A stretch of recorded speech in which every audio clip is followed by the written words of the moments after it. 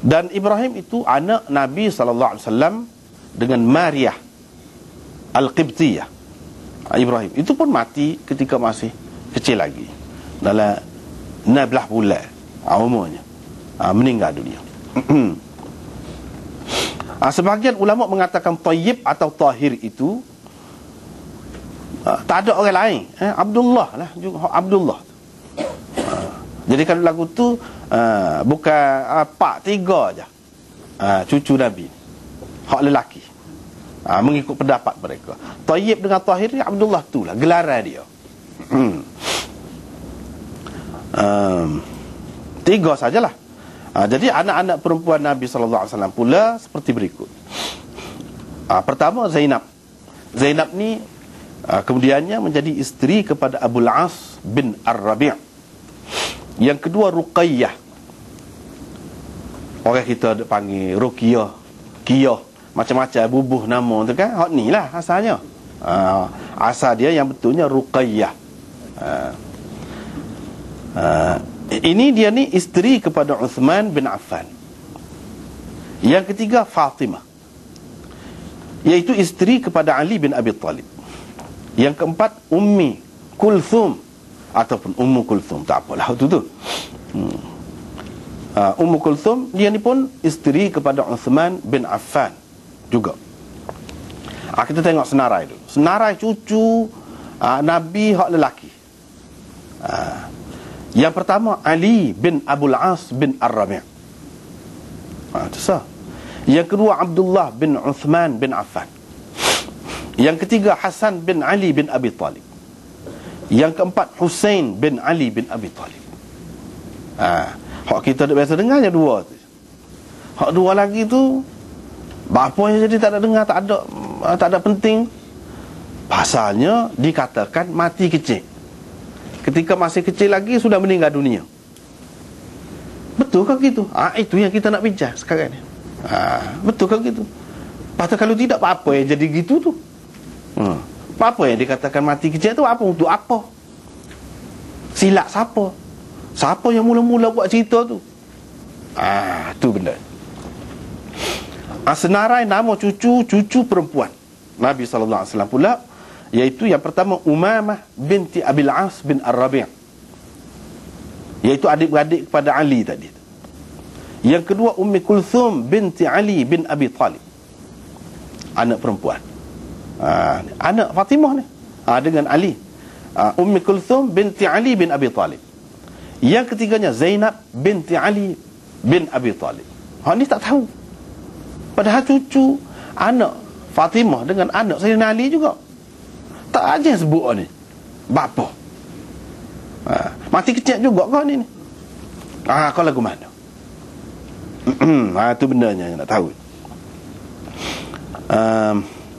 Berkenaan dengan anak lelaki Nabi SAW, itu tidak ada apa-apa kisah yang disebutkan oleh ulama. Sebab apa? Sebab dia meninggal dunia ketika masih kecil lagi. Jadi tidak ada apa-apalah. Gitu je lah. Kalau ada cerita pun ada peristiwa semasa mati tu, apa berlaku gerhana kau misalnya, gitulah. Berkenaan dengan sumbangan dia, peranan dia, apa yang dia buat, itu tak ada disebutkan. Sebab memang semua menerima bahawa mereka ini mati kecil lagi.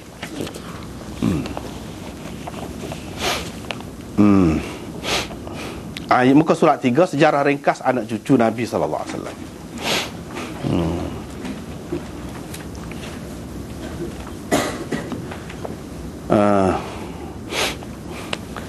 Walau bagaimanapun, anak-anak Nabi SAW yang lain selain daripada Fatimah, kita boleh dapati sejarah ataupun sirah mereka dengan banyak sekali di celah-celah kitab-kitab kita.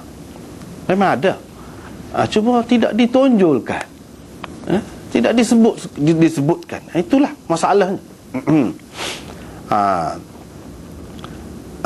Meskipun ia telah cuba dipendam dan disembunyikan oleh musuh-musuh generasi awal Islam. Itu kena bahas situ. Jadi sejarah ringkasnya pada muka surat 3 tu, Zainab anak perempuan pertama Rasulullah, anak sulung. Anak sulung Rasulullah SAW yang perempuan ialah Zainab. Dilahirkan 10 tahun sebelum kenabian. Jadi semua yang kita sebut itu ada rujukannya. Mari mana kita sebut gini tu ada rujukannya. Jadi hak pak tu mana jilid yang keempat. Lepas pada tu 117 tu muka surat maksudnya. Muka surat 117.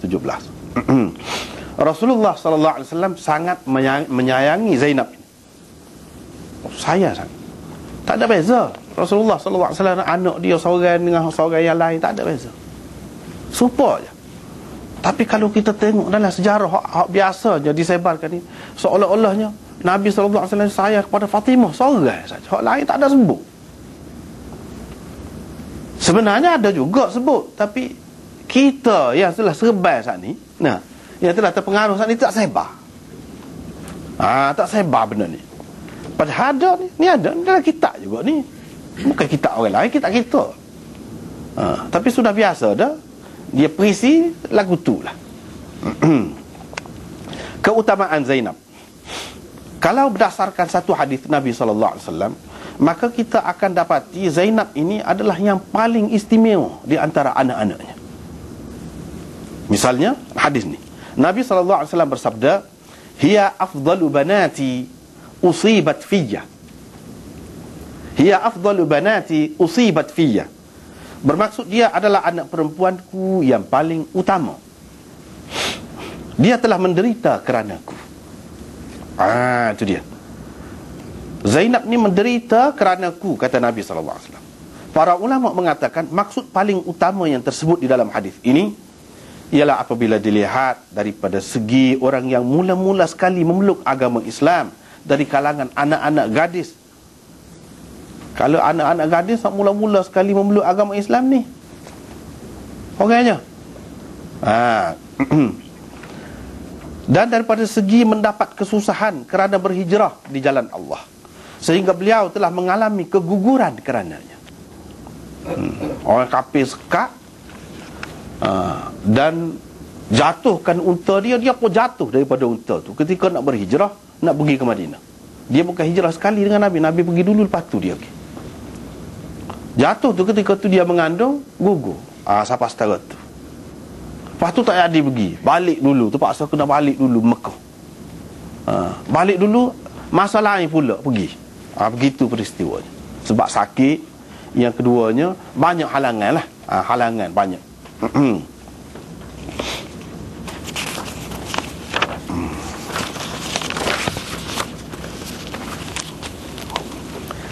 Kemudian kita pergi kepada suami Zainab.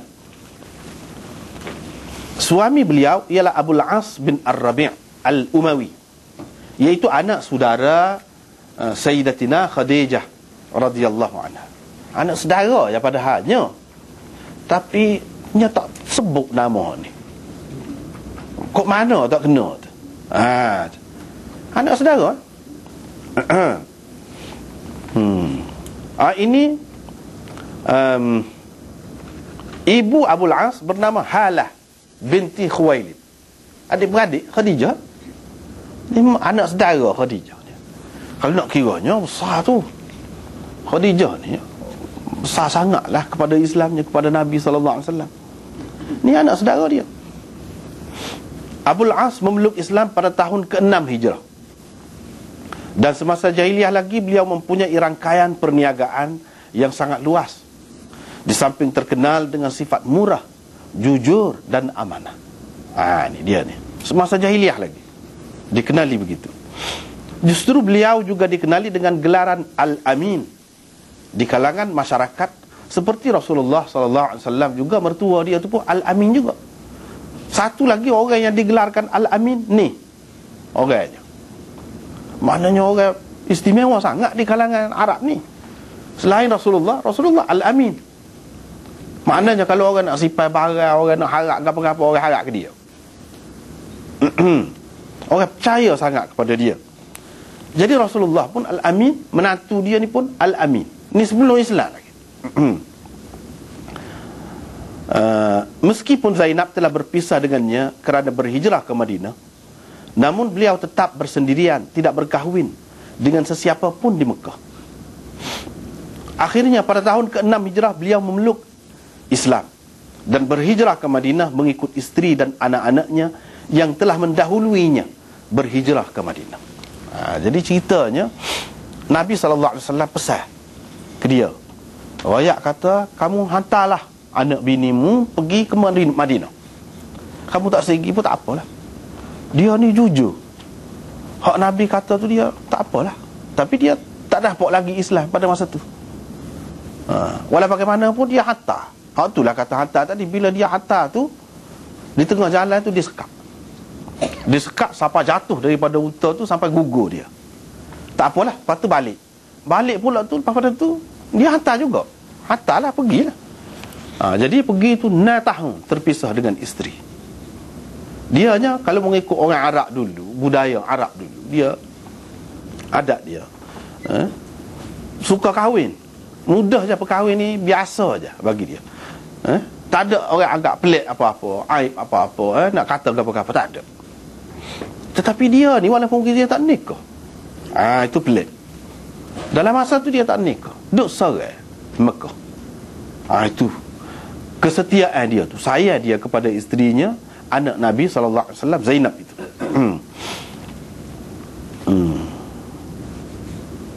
Lepas tu pujian Nabi SAW terhadap Abul As ni. Di antara pujian Nabi SAW terhadap Abul As yang sering dikemukakan oleh para ulama hadis dan sirah ialah walaupun ketika masih bukan Islam, beliau tidak pernah bersungut untuk berkahwin dengan sesiapa pun setelah berkahwin dengan Zainab, anak Nabi SAW. Kesetiaannya kepada Zainab tetap teguh meskipun isterinya Zainab berhijrah meninggalkan Madinah. Itu yang selalu disebut. Sebab orang ni kalau dia sayang lah, iyalah, kita tak boleh kata juga kan, menikah ramai macam mana dia tak sayang. Tidak kata gitu, tidak kata gitu. Cumanya umumnya akan merasakan seseorang sayang kepada isteri dia dalam keadaan dia boleh tiba-tiba dia tidak nikah. Umumnya faham gitu. Tak tahulah. Tetapi kalau kira dari segi hakikat ajaran Islam ni tidak gitu. Itu terpulang lah, terpulang. Kita tak boleh kata lah. Kalau tidak, Nabi dan sahabat tu tidak menikah ramai lah. Maknanya tak molek, tak sayang lah tu kepada bini. Tidak lagu tu, kita tak boleh kata gitu. Tetapi umumnya bila-bila pun, adat mana pun, bangsa mana pun akan menganggap gitu. Gitu. Zainab ni pun sayang juga kepada suami dia ni, Abul As ni, walaupun terpisah. Tidak kata bila terpisah tu nak menikah dengan orang lain. Tak juga Zainab ni pun. Padahal dari segi pada masa tu lah, kalau kita tengok sejarah pada masa tu, sahabat-sahabat mudahnya nikah cerai ni, tak ada payah. Sebab kita orang Kelantan dulu, dan ni ada lagi lebih pada orang lain kita ni. Tapi kalau dulu lebih lagi. Peling kok tu kok ni anak semua ni, anak sepok ni. Biasa. Hak lagu ni orang Arab dulu. Orang Arab dulu. Tapi dia tidak nikah. Tak ada sebut pun. Padahal anak Nabi SAW, orang biasa pun mudah nak menikah. Anak Nabi ni takkan tak ada orang nak. Masalah anak dara ke janda tidak jadi masalah pada masa tu. Tidak jadi masalah. Dalam peristiwa bukti yang selalu disebutkan oleh ulama, bukti dia ni sayang kepada suami dia. Mana? Apabila suami dia ni sebenarnya dalam sejarah dia tak berapa nak ikut perang Badar tu. Tapi tak ada arah dah, muka duduk Mekah kan. Kita pergi lah perang. Padahal dia ni terkenal sebagai singa Arab. Orang berani, hebat perang gapo ni. Cukup seorang lah kita kata. Bukan saja kaya, jujur, amanah, berani pula. Berani. Tapi dalam perang Badar tu dia ditawan. Sebab dia sebenarnya kalau kita perhati dalam perang Badar ni ramai orang-orang kafir Mekah tu pun tak sih pergi perang. Tapi tak ada arah, terdesak. Ramai orang tak sih pergi. Bila pergi, jadi dia kena tawan.